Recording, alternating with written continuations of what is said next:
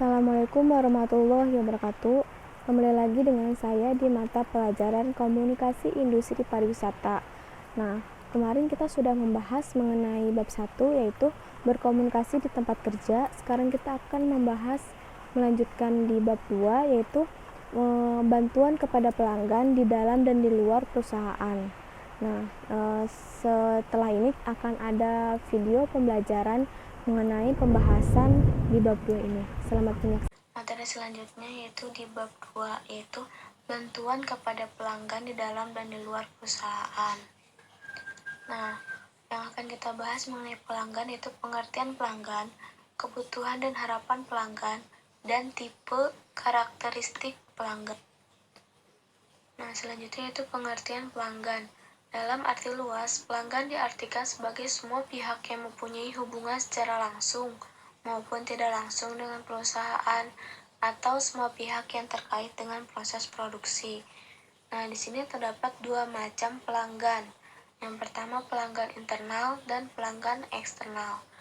Pelanggan internal yang berasal dari dalam perusahaan yang menggunakan produk dan menjadi pelanggan dari produk yang dihasilkan oleh perusahaan itu. Kalau pelanggan eksternal ini, pelanggan yang berasal dari luar perusahaan yang membeli dan menggunakan barang atau jasa yang dihasilkan oleh suatu perusahaan tertentu. Selanjutnya yaitu kebutuhan pelanggan. Kebutuhan adalah keinginan yang timbul atas dorongan biologis, fisiologis, dan sosiologis pada diri seseorang untuk memenuhi segala keperluan hidupnya. Nah, kebutuhan pelanggan ini terdapat 5 kebutuhan, yaitu kebutuhan fisiologis, kebutuhan keamanan, kebutuhan sosial, kebutuhan penghargaan diri, dan kebutuhan aktualisasi diri. Kalau kebutuhan fisiologis ini, yaitu pemenuhan akan sandang, pangan, papan seperti haus, lapar, tempat berteduh, dan kebutuhan jasmania lainnya. Yang kedua itu kebutuhan keamanan, meliputi keamanan bekerja, mendapatkan nafkah, serta keamanan dan perlindungan terhadap gangguan fisik serta emosional. Yang ketiga yaitu kebutuhan sosial, yaitu berteman dan bermasyarakat. Yang keempat, kebutuhan penghargaan diri, yaitu memperoleh hak, kebebasan diri, termasuk status, pengakuan, dan perhatian. Dan yang kelima, yaitu kebutuhan aktualisasi diri, yaitu kemampuan mencapai sesuatu, termasuk memperoleh kepuasan diri dengan mengembangkan pengetahuan dan keterampilan. Selanjutnya, harapan pelanggan. Harapan pelanggan secara umum untuk memperoleh kepuasan dari layanan yang mereka dapatkan. Nah, pengertian kepuasan yang dimaksud ini, kepuasan pelanggan yaitu suatu tanggapan emosional pelanggan terhadap pengalaman mengkonsumsi suatu produk, barang, dan jasa. Yang kedua itu kepuasan pelanggan adalah respon pelanggan terhadap ketidaksesuaian yang dirasakan antara harapan dan kebutuhan dengan produk yang dirasakan setelah mereka menggunakannya.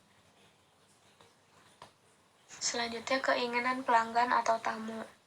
Yang pertama, dilayani dengan ramah dan sopan. Yang kedua, dibantu saat diperlukan. Yang ketiga, kejelasan, keamanan, serta kenyamanan. Keempat, dikenali dan diingat. Yang kelima, didengar dan dimengerti. Dan yang keenam, dilayani dengan cepat dan penuh perhatian. Nah, pembahasan terakhir mengenai tipe dan karakteristik pelanggan. Yang pertama, pesimis.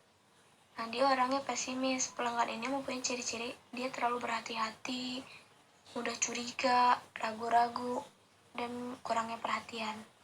Yang kedua, egois.